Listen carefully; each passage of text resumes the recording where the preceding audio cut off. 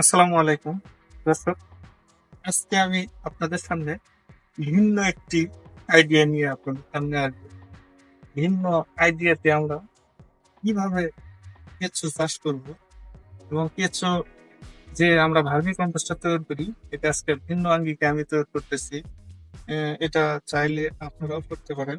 এটা ভিন্ন আঙ্গিকে বলতে কি, এটা আমি বস্তার ভিতর আমি গ্যাস মুক্ত গোবর, এসব এই যে এই গ্যাস মুক্ত গোবর গুলো আমি বস্তায় রেখেছি। এই যে এখানে দেখুন কত বস্তা, এই যে বস্তাগুলো আমি করে রেখেছি। এই বস্তার ভিতরে আমি কিছুদিন আগে এই বস্তা ভরে এই গোবরগুলো গ্যাস মুক্ত করে বস্তায় রেখেছি। এর বস্তার ভিতরে আমি আজ বেশ কিছুদিন আগে প্রতিটা বস্তায় 250 থেকে 300 গ্রাম করে কিছু ছেড়ে দিয়েছি। আজ থেকে প্রায় 10, 15, 20 দিন আগে হবে। তো যে বস্তাগুলোতে কেঁচো ছেড়েছি আমি, এই বস্তাগুলোর ভিতরে কি রকম সার হয়েছে আজকে আপনাদের সামনে দেখাবো। এবং এই সারগুলো আমরা বস্তা থেকে কিভাবে উঠাইতেছি, এগুলো আজকে আপনাদের সামনে হাজির করবো। চলুন দর্শক, দেখে আসি বস্তায় কিভাবে আমরা সেই ভার্মি কম্পোস্ট সার তৈরি করতেছি।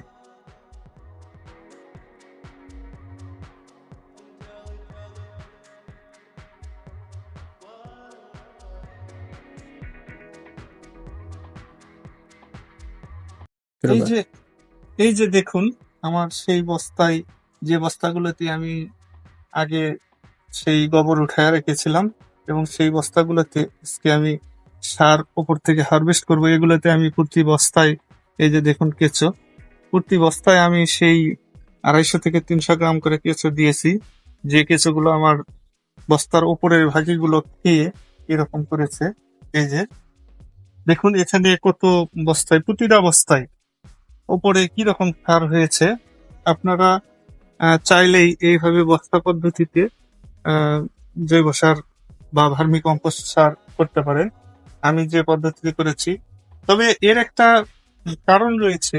যদি আপনারা বস্তায় কেঁচো সার করতে চান, সেক্ষেত্রে আপনাদের বস্তাইতে প্রতিদিন অথবা একদিন পর পরে এখানে পানি দিতে হবে। পানি না দিলে এখানে উপরে ময়েশ্চার কমে যায়, শুকায়া যায়। এর কারণে চারাগুলোর সমস্যা হয়। এই সমস্যার কারণে যদি আপনারা উপরে 1 দিন বা 2 দিন পর পর ঝাঁঝরি দিয়ে অথবা মোটর দিয়ে যে কোনো ভাবে আপনারা যদি পানি দেন, তাহলে কেঁচোগুলো বস্তার ভিতরে সুস্থ থাকে। তো আমি আজকে আমার এখানে প্রায় অনেকগুলো বস্তাতেই কেঁচো দেওয়া আছে।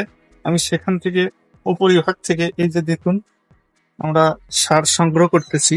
এই যে এইভাবে চাইলেও আপনারা প্রতিটা বস্তা থেকে এই যে উপর থেকে এইভাবে সার সংগ্রহ করতে পারেন। এই যে দেখুন, এই যে সার সংগ্রহ করার পরে এই যে দেখুন কেঁচো, এই যে বস্তার ভিতরে কেঁচো, এই যে বস্তার ভিতরে কেঁচো, এই যে কত কেঁচো।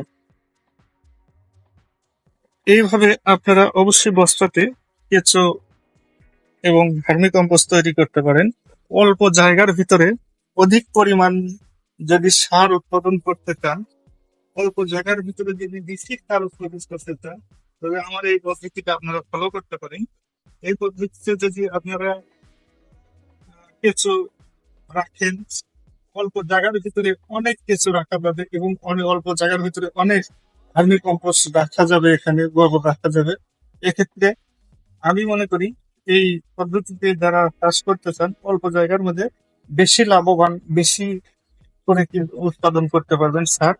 আমি যে পদ্ধতিতে করেছি, আমার শুধু এই পদ্ধতি না, আমার অন্যান্য পদ্ধতি রয়েছে। আমার এখানে আপনার সেই ইয়া, এখানে ঘর করা রয়েছে, ঘরের ভিতরে আমি এই ইটা দিয়ে গাঁথনি করে ওইভাবে সার করতেছি। এবং বাহিরে, বাহিরেও যদি আমি বাহিরে বস্তায় পদ্ধতিতে করতেছি। এবং আরো আমি ঢালাও ভাবে, সেই ঢালাও ভাবে পিছনে আমি ওই যে ওইগুলো, যেগুলো আমি মাটিতে, সাধারণ মাটিতে আমি নিচে চকি পেরে দিয়ে, চকির উপরে দেখতে, তার উপরে গোবর দিয়ে, তার উপরে রেখেছি। এর আগের ভিডিওতে আমার দেখেছেন আপনারা যে সারগুলো ওখানে আমরা কিভাবে নেটিং করতেছি, কিভাবে কি করতেছি, এটা দেখাই দিয়েছি আপনাদের। এভাবে আমি বিভিন্ন পদ্ধতিতে আমি সেই ভার্মি কম্পোস্ট সার বেশ, আপনাদের যদি কারো ভার্মি কম্পোস্ট প্রয়োজন হয় তাহলে আমাদের সাথে যোগাযোগ করতে পারেন।